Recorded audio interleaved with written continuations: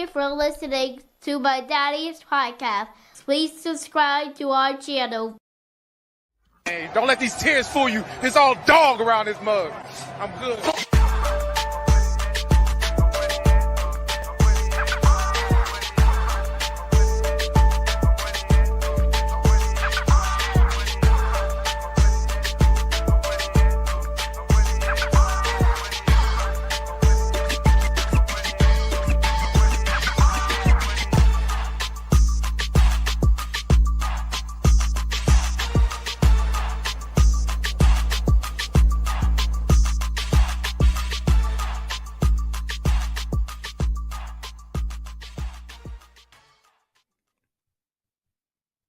Hey, what's going on, Who Dat Nation? It is yours truly, Timothy J. Jones. And yes, I am the host of the State of the Saints podcast. And thank you so much for checking out the State of the Saints podcast, where we talk New Orleans Saints.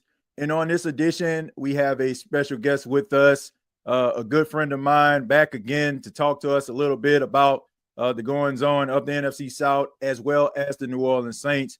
From CBS Sports, he is a two-time Super Bowl winning champion with the Pittsburgh Steelers. He also has a really good podcast with his cousin Patrick Peterson, All Things Covered. Ladies and gentlemen, Mr. Bryan McFadden. B-Mac, how you doing? What's happening, homie? I'm doing pretty good. Thanks for the invitation, as usual. Oh, man, it's always a pleasure to chop it up with you, man, and all the work that you're doing, man. You're killing it right now with the podcast game, CBS Sports. Always looking forward to your perspective on these type of things going on around the New Orleans Saints as well as the NFC South.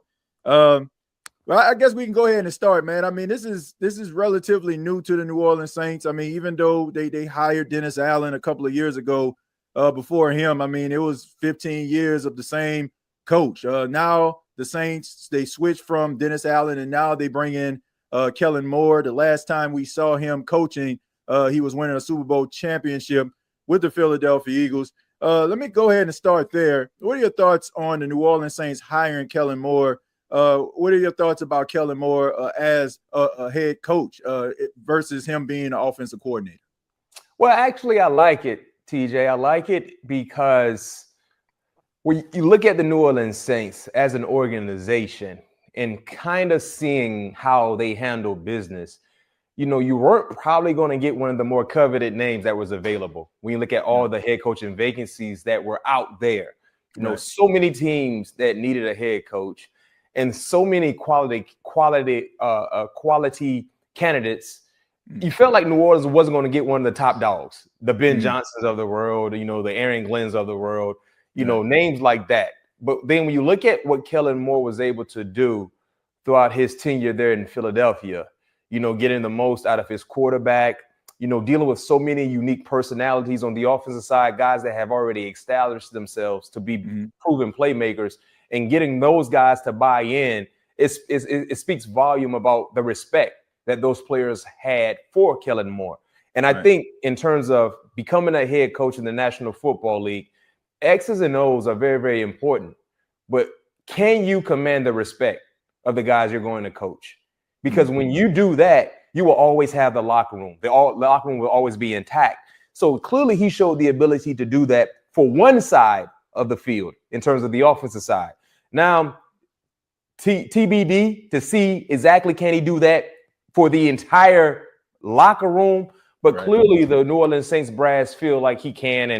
And like I said, I like the hire. I have no issues with the hire, considering what they've done in years past. When you talked about Dennis Allen, he was a guy I never was really optimistic about, and clearly didn't work out in his favor or the team favor. But with this situation right here, I'm excited to see how it plays out. Yeah. I mean, you're seeing that this seems to me a new wave. Those young 30-something-year-old head coaches. We see Kevin O'Connell, Ben Johnson, who you just alluded to, you know, they're still in their 30s. You know, what is the pulse of an organization as far as the players? Like when a player sees a coach around that age, you know, like somebody like Sean McVay, I mean, he was like in his early 30s when he was hired by the Rams. Do players kind of look at that and be like, I don't know, you know, I'm older than this guy, you know, in some cases, like, or is it like a respect level? How does that work?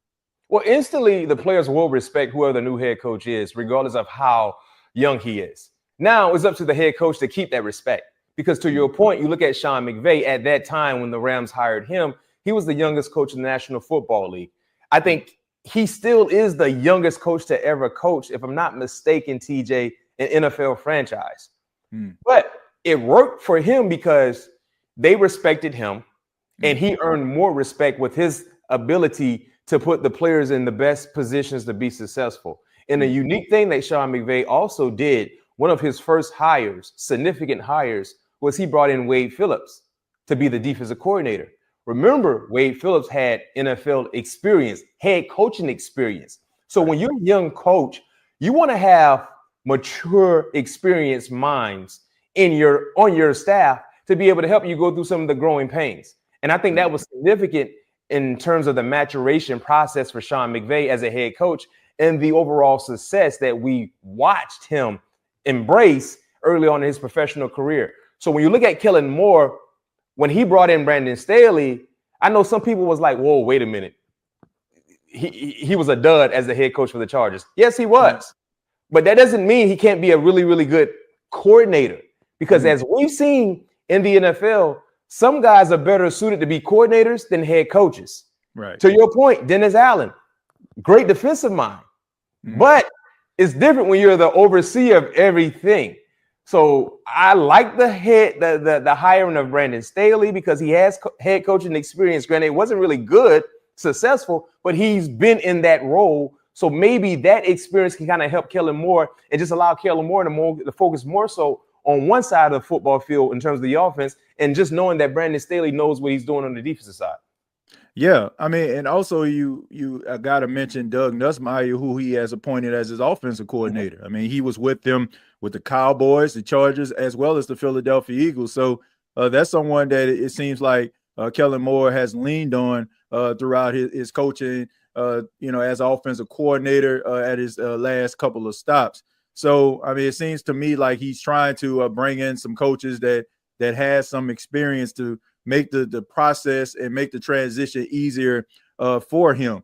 Let's go ahead and talk about the New Orleans Saints. I mean, I'm pretty sure you know about the salary cap. They over the last couple of years, I mean, they've been over the salary cap around this time every single year. And a lot of individuals feel that was one of the main reasons as to why they weren't as attractive as the Chicago Bears spot or some of these other, organizations that had head coaching openings. And I'm asking you this because you actually played for an organization in the Pittsburgh Steelers that seemed to be the standard. So let me ask you this question. Like, what is it about the Pittsburgh Steelers that just make them, a cut above the rest? And what do organizations like the Saints need to do in order for them to kind of be on that level from your perspective? The unique and the great thing about the Pittsburgh Steelers is the foundation that was created in the 70s. So when you look at those 70s championship teams, and that was a dynasty for me. When you look at winning 4 in a matter of 6 years or whatever the case was, that's a legit dynasty. What they did was they created a culture. Because before those 70 championship teams, Pittsburgh was not a legit title contender. But what they did was they created a foundation, right? What do we want a Steeler player to look like? They have to embody hard work. They got to be selfless, and they got to be willing to do whatever it takes for the greater good of the team. Right. And the coach has to have the same image as the players and vice versa. So that's what they did. So when they started to bring in those type of pieces, then they brought in a head coach that can get the best out of the players. But the first thing was identifying the talent. Bill Nunn, one of the best football minds ever, was the orchestrator of that talent that was assembled. Chuck Noll got the most of that talent in terms of the coaching, along with his staff. So that's what they did. So even when you fast forward from the 70s to the 90s or the 2000s, and when I played, they still had the same image of what a Steeler's supposed to embody. Selfless, hardworking, willing to do whatever it takes for the greater good of the team. And we all had that same mindset. And if you didn't have that mindset, you weren't going to be in that locker room long. We had that mindset. So the tradition was built. When you look at the New Orleans Saints, To get to that type of structure, you have to figure out what you want your team to look like. So now this is Kellen Moore, right? When you come into the building, what do you want your players to look like, Kellen Moore, right? Do you want to have resemblance of what you just came from in a team that had a championship, hoisted a Sticky Lombardi? Do you want to go get like-minded players like what you just coached? Probably so.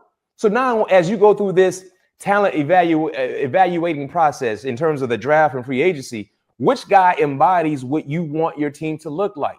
And stick with the game plan. You know, if me and you were to come together, TJ, as coaches, and we're going to take over a program that was kind of spiraling in the wrong direction, the first thing we got to do is, what do we want our team to look like? What type of players on and off the football field? And now we got to go get those said players. So I think that's the thing about Pittsburgh, that luxury they have is that they have hefty tradition going back to the 70s. That's why our fan base is different, because in our heydays, the fans who were adults in the 70s, guess who their children rooted for? The Steelers. Yeah. So those children who were babies in the 70s, when they became adults, guess who their children root for? The Steelers. You know what I mean? So it's a domino effect. And that's when, you know, when you got to my years, when we won 2 Super Bowls in a matter of 4 years, guess who those children of the adults, who they started to root for? The Pittsburgh Steelers. You know what I mean? So it's been an everlasting process. But the most important thing that kind of jump-started the Steelers in the 70s was just knowing what you want your team to look like and staying the course on those requirements that you want your players to have to be a part of the organization. Yeah, I mean, I got an opportunity to actually speak with one of your teammates. I was at the Celebration Bowl watching my alma mater, Jackson State, play, and I was talking to Max Starks, and you know, we were kind of talking about the Saints and the Pittsburgh Steelers, and I mean, he spoke very highly of the organization and how it's structured, and you know, I mean, you can just tell, like, it's a reason why the Pittsburgh Steelers have been the standard, and you know, I mentioned that because the general manager of the Saints, Mickey Loomis, like, anytime like they start talking about certain practices, they always refer to the standards, like the Steelers, like the Ravens, etc. So I just was wondering, like, from that particular perspective, what makes that organization just a cut above the rest? It just seems like even like Drew out when it comes to players, it's like they know exactly like who to sign, like who to let go into free agency. It's like it's never like one of those situations where you're wondering to yourself, like, you know, should they have made that decision? So you got to give the Steelers credit with that. But they do have some tough decisions to make, B-Mac, when it comes to some of these players. And I'll start with the quarterback position, Derek Carr. Derek Carr was signed a couple of years ago by the New Orleans Saints, coming over from the Raiders. And everybody kind of expected him to be that sole successor to Drew Brees and kind of pick up the banner and try to be that franchise quarterback. Kind of been up and down. I mean, I know that the numbers say that he's been pretty formidable, but you have to ask yourself, is Kellen Moore like a Derek Carr guy, especially when you look at the press conference and how he wasn't really sold? I mean, he kind of left it open. My question is, from your perspective, do you think the New Orleans Saints may need to consider moving on from Derek Carr? We've seen Spencer Rattler. We've seen some flashes from him. Do you think that the Saints may go in that direction? I don't think so. I don't think so, because if your option B isn't better than option A, that tells you all you need to know. And to your point, yes, Spencer Rattler showed some flashes here or there, but are you ready to give the keys to Spencer Rattler for the entirety of the season? That's the thing.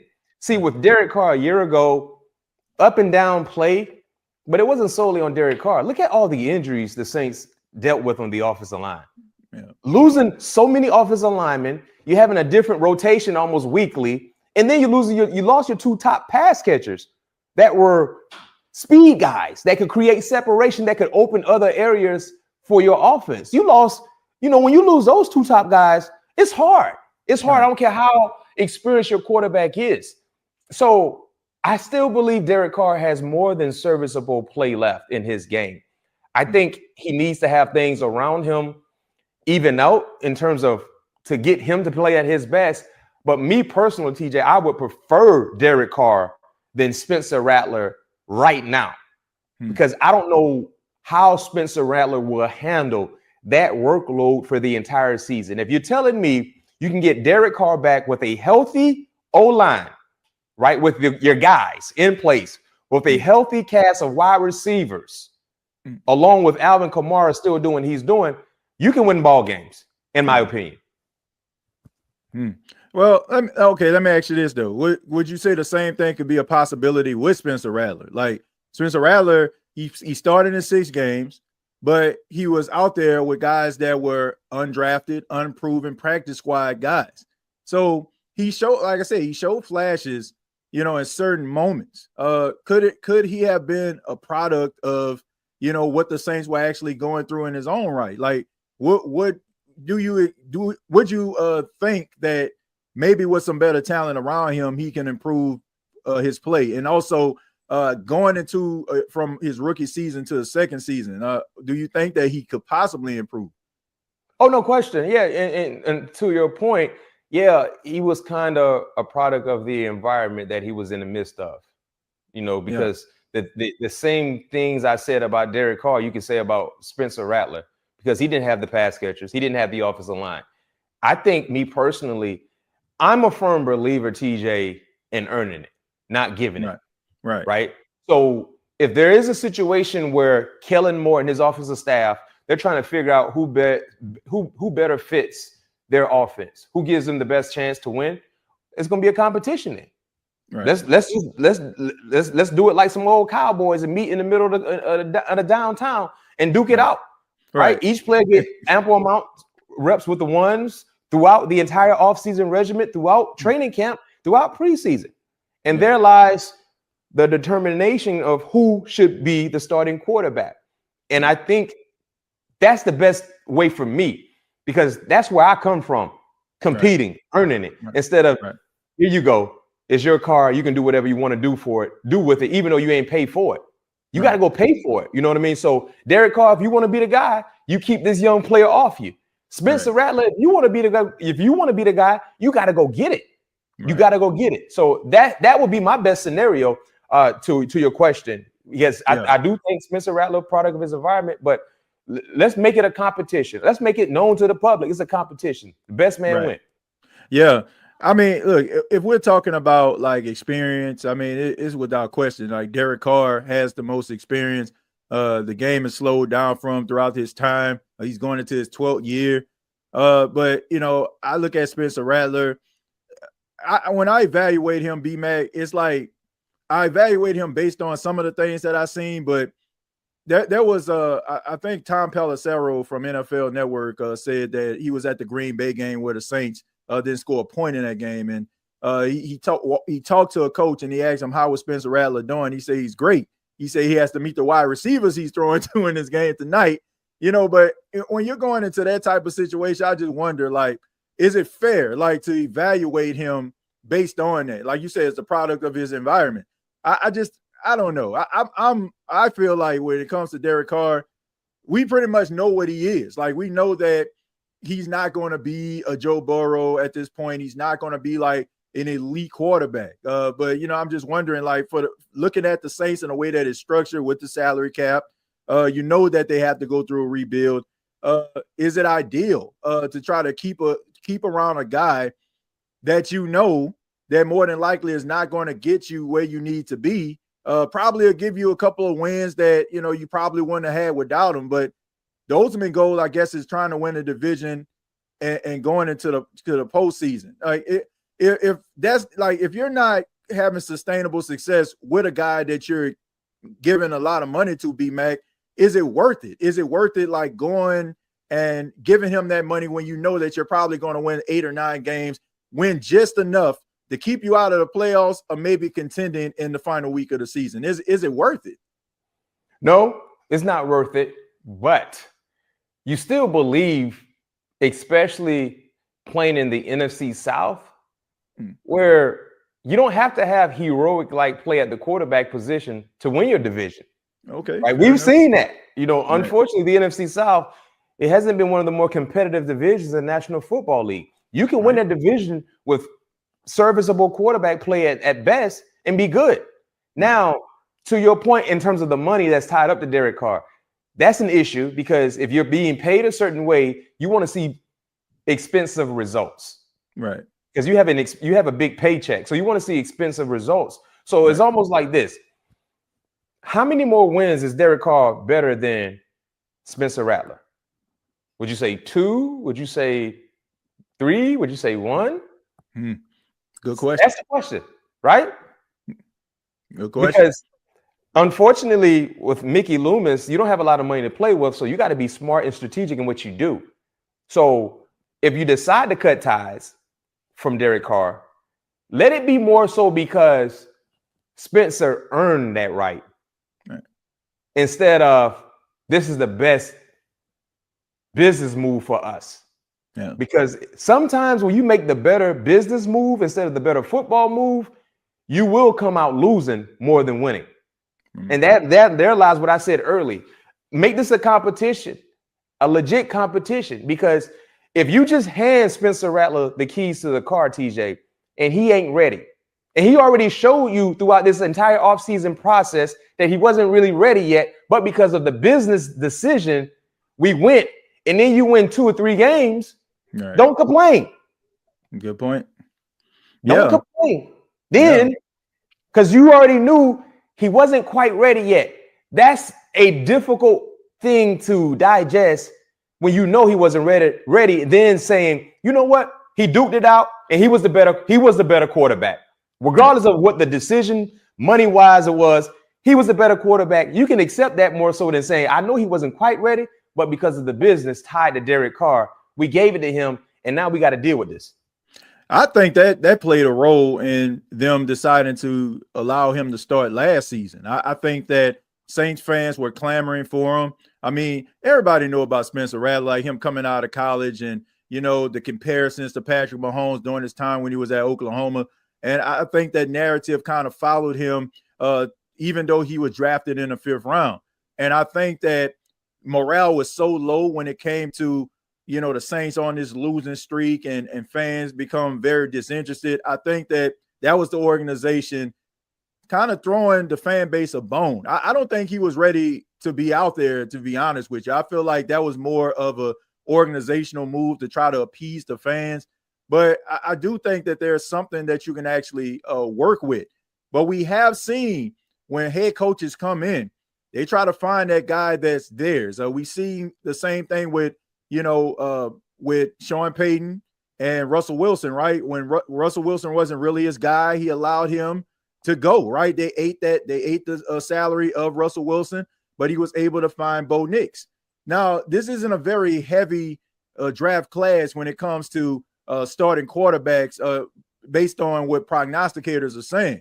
But could that be a scenario? I mean, Jackson Dart has been a guy that a lot of, you know, analysts and, you know, scouts have said, like, there's not that much of a distance between him, Cam Ward, and Shadur Sanders. Could that be a possibility that Kellen Moore ends up drafting a guy that he could consider his guy and maybe build him up to be that starting quarterback? Could you see a scenario like that? You know what? I could see a scenario because Kellen Moore didn't draft Spencer Rattler. He is inheriting Spencer Rattler. Right. So clearly he's not tied to Spencer Rattler. That's the great thing about Sean.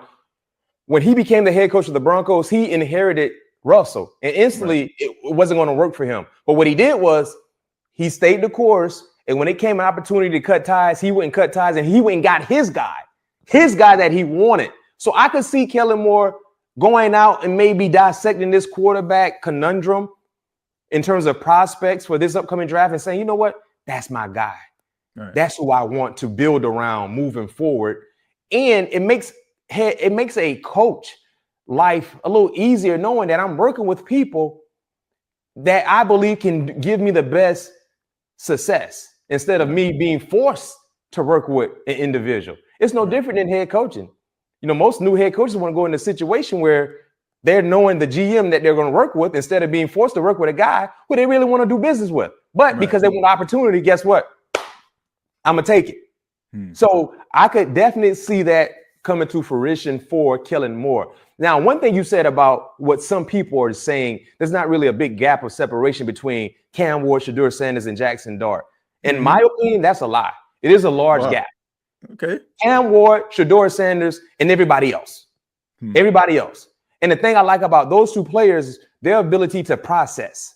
See, the thing about Jackson Dart that I didn't really like at Ole Miss, everything was about reacting because they go so fast. Right. You watch a lot of football, TJ. Our viewers who are watching us, they watch a lot of football as well. How many times have you seen NFL quarterbacks come to the line of scrimmage and just go? They're not even paying attention to what the defense is lining up in. They're not looking at the secondary. They ain't looking at the second level guys. They ain't looking at any of the line moving on the offensive line. They're just going. Right. Complete a play. Let's get to the line of scrimmage and try to go fast. Now, at times, tempo is needed. I understand that. But the thing about playing quarterback in the National Football League, you gotta read. You gotta read first. You gotta dissect. Right. If you're not used to doing that in a timely fashion in the collegiate side of things, it's going to be an eye-opening experience when you have to do that more than none in the NFL. And it takes time to grasp. You know what I mean? So with Ole Miss, everything is about reacting. Defenders react because we got to go off your movement as an offensive guy. Offensively, you don't have to react. You got to read and understand where you need to go with the football. So I know he's gaining a lot of traction, since, the season ended. And some of the, talk of the town, a lot of people was talking about him that were there at the Senior Bowl and some of the other bowl games, postseason bowl games. But I think there's a nice separation between Cam Ward, Shedeur Sanders, and Jackson Dart, in my opinion. Yeah. So Jackson Dart, like what round? Like if you were the GM, put your GM hat on just for a second. What round would you say would be suffice for a quarterback of Jackson Dart's caliber, talent, etc.? What would you say that he would land? Best case scenario, I would say late second, third. Wow. Best case scenario. So what we have to stop doing as fans and as GMs and scouts, we got to stop when you pub someone and they get overdrafted, and then you become such a you become so annoyed that they haven't lived up to the billing. Like prime example, Will Levis. Will Levis was overdrafted. Think about it. He was overdrafted at Kentucky. What did he do that you were blown away with?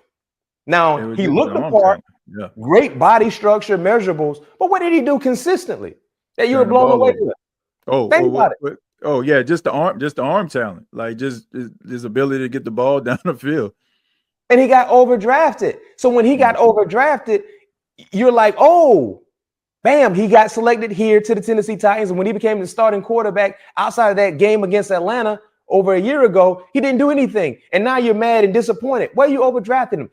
Another example, Zach Wilson got overdrafted to the New York Jets. Like BYU, his final season there, played really, really good football. But the year before, he didn't play good. So now it's about consistency. Not seeing that. One thing I know about the two top quarterbacks, they've been consistent. Shedeur Sanders at Jackson State was consistent. Shedeur Sanders 2 years at Colorado with no offensive line was consistent. Regardless of where Cam Ward played football, individually speaking, he was consistent. Yeah. Those are the things you look for. Jaden Daniels at LSU was consistent. Even his earlier years at Arizona State was consistent. And he made everyone around him better at LSU. That's the thing you have to look for, in my opinion. So when you look at a guy like Jackson Dart, I'm not saying he can't be a heck of an NFL quarterback, but I'm saying for people that saying that he probably is a first-round talent, I just didn't see it because he didn't do what Shedeur Sanders did, make everybody look better. And that's the thing about a good quarterback, TJ. When you have a good quarterback, they make everything around them look much better. Yeah. Prime example, go look at Washington this season. Think about it. Outside of Scary Terry, you didn't really know exactly what you was going to get from Brown, McCaffrey, No, Zach Ertz, they was willing to kick the tires on Zach Ertz, basically saying his career was pretty much over and done with. Austin Eckler, the Chargers didn't want anything to do with him. But then when you go get a quarterback that has that it factor, everybody around him start looking better. Yep, that's true. Right? Yeah, that's a good point. Look, I'm gonna say this. Number one, I was never high on Will Levis. I always just felt it's always every single year, B-Mac, there's always that one quarterback that everybody just like, look out for him. But yes. I was never impressed. Like, I feel like he turned the ball over quite a bit. I feel like he had that arm talent, but I was never really sold on him like that, And as far as like Jackson Dart, I think that he has some talent, but I think that this is one of those situations that I just alluded to. Everybody's trying to hype him up to try to make this quarterback class look more appealing. I've watched Shedeur Sanders. Like I said, he went to my alma mater, so I watched him quite a bit. He has always been an accurate quarterback. I think a lot of people fall with that narrative like, oh, he's the quarterback because he's Deion Sanders' son. If his name was Shedeur Brown, like, I guarantee everybody will be singing his praises. He's a talented guy, and so is Cam Ward. So I just think that you got to give credit where credit is due. When it comes to it, I just feel like if people aren't looking at Shedeur Sanders and seeing talent, I don't know what they're looking at. But my final question is to you is about real quick. Yeah, go ahead. Before you ask your final question, I got you. Who is a better prospect? If you take Jackson Dart, that's coming out this year, over Spencer Rattler, what he did last year. So when you're talking about based on like just overall like talent or just just overall talent, because to your point, Spencer Rattler was a 5th round pick last year, and I was surprised he fell that far. I actually thought he would be maybe a 3rd or 4th rounder, right? Yeah. But if you look at what Spencer Rattler did his last year at South Carolina, and you look at what Jackson Dart just did his final year this past season at Ole Miss, if they were in the same draft, how big of the difference if you're taking one over the other, in my opinion? You see? I see a lot of similarities when it comes to both guys, to be honest with you, but I don't think that. I think that Jackson Dart it's a narrative that's just starting to build up, and it's like it's making individuals feel like he's more deserving of a higher draft pick than what he actually is supposed to be. Like I believe what you're saying, like 2nd round, maybe the 3rd round or something like that. If he fell to a team, I feel like that would be a really good spot. But I don't think it's like one of those situations where like Michael Penix, like they had him projected as possible a 2nd round pick, and he got picked in the top 10, right? I think that, I think that was I think he was deserving of being a top 10 quarterback. And as you can see from what you saw, like during the time where he started, like you can see the talent. It's right there. Like it's top 10 talent. So. That's what I'm talking about. Consistency. Michael Penix was doing numbers at Indiana. Right. And people forget, before he transferred to Washington, they were bad. They were bad. Pretty bad. They had players ready to leave because they were bad. But in comes the quarterback. Remember what I said earlier. When you have a quarterback, a good quarterback, they make everything around them look better than what it has been. And Jackson Dart and Matt Corral are basically kind of the same in my opinion. You remember Matt Corral? Yeah, I remember. Ole Miss. Now Jackson Dart's probably a little bit, he's better, but they have similarities because of the offense. It's all about reacting. You know what I mean? So that's my concern about Jackson Dart. The ability to digest like you need to as a professional quarterback. But that's why I asked that question, because I don't think there's a big gap of separation between when Spencer Rattler came out and Jackson Dart currently, in my opinion. Actually, if you look at, I know Spencer had Xavier Legette, but if you look at what Jackson Dart had, the luxury of playing within the offense and how it's quarterback friendly, you would think he was set up better to be more successful than a Spencer Rattler his last year at South Carolina. That's true. Yeah, that's true. I mean, I think that there's some arm talent there. There's some throws that he made, especially in that bowl game that they played in. I think it's kind of just, you know how it is. Like when you're watching those bowl games, there are more eyes on those bowl games than just a every week SEC game. You know, everybody's paying attention to it because it's like one of the only games on television. And I think that people seen some of the throws, they seen some of the talent, and he does have talent.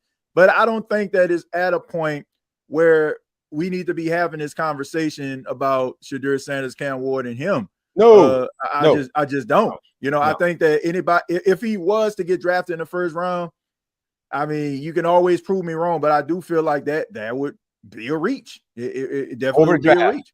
Overdraft.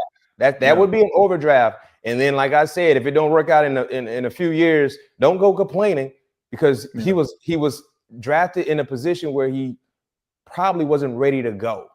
When you become a high, think about if Will Levis didn't go. Will Levis went early second round. If he didn't go in the second round, if he went fourth round, he wouldn't have the same feelings about, man, it ain't work out. Oh, he's this, he's that.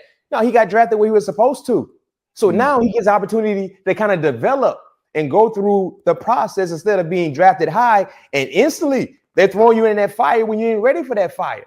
Everybody ain't ready for that. Right. Yeah. I mean, look, I think that he's a second round, third round pick. And I think that if he ends up working out or if there's something there, then I feel like that would be a plus for a team. But I agree. I think that if he was to get drafted by the Saints, I think that would definitely be a reach in my opinion. But there are some very talented players that are going to be in this year's draft. And I look at the New Orleans Saints and I look at, guys like Cam Jordan, Demario Davis, they're getting up there in age, B-Mac. And there's some serious decisions that are going to be made when it comes to maybe letting some of these guys go. I mean, Taysom Hill is another guy that could be on the chopping block, unfortunately. But when you look at, the Saints, should the organization embrace this rebuilding process? Because they don't necessarily use the word rebuild, but everybody can kind of see what's going on here. So should they embrace this whole rebuild process by letting some of these players go, or should you keep your leadership, especially when you have a brand new coach coming into the facility? I think you can do both. You can embrace this rebuild, but also keep some sound voices in the locker room to help some of the younger guys understand what it means to be a professional on and off the football field. So for the Saints, look at the cap issue they're currently involved in. The money they spent over the last few years, they have nothing to show for it. They won 5 games last year. And remember, they start off 2-0. Yep. So I mean, how could you forget? Yeah, a lot of people forget they started off 2-0. So throughout the rest of the way, they only won 3 games. And you still have spent a lot of money. So the best way to kind of get out of this cap hell that you're in the midst of is you have to let some guys go. So you have to. You also got to bring in some young guys that you can get at fair deals and get them to establish and develop to be great contributors for your team. So I think you have to do a little bit of both, TJ, to kind of rectify this issue sooner than later, than basically saying it's a rebuild, but we're not going to let any of the high money guys go. Right. Yeah. Because if you're bringing in wins, you can accept that. But if you're not bringing in wins, especially playing the NFC South, that's a hard pill to swallow. So I think you can kind of do both and get this train back on the track. Yeah. Is this an easy fix? Like when you look at the New Orleans Saints this year, 2026, like how long do you think it would take for the New Orleans Saints to actually be a contender once again? Like, do you think that this is going to take some time when you look at this team, or do you feel like they're ever going to get back to that point? They can. New Orleans, the fan base, the organization, it's a gritty group. They're not going to sit here and just continue to be mediocre. Will it be an easy fix? No. And the main reason is because you don't have your quarterback of the future. We just had a conversation about which direction to go. Right. And I'll use this team as an example. When you look at the Carolina Panthers in the first 2 months of the season, it felt like they were going to be going right around in the same situation again. Right. But then in comes Bryce Young, his second opportunity to jump in the lineup, and played fairly well. Now you're kind of set and believe that is our guy. Yep. However it plays out this season or the next, I don't know. But going into this season, you feel real good about the quarterbacks. Heck, they probably feel better about Bryce Young now than they did last year in August. Yeah. Think about that. So when you have a quarterback, it makes everything else around easier to fix. But if you don't have, or if you haven't identified that guy yet, now it's like, man, we got to do this, we got to do that. But heck, we still don't know who our quarterback going to be.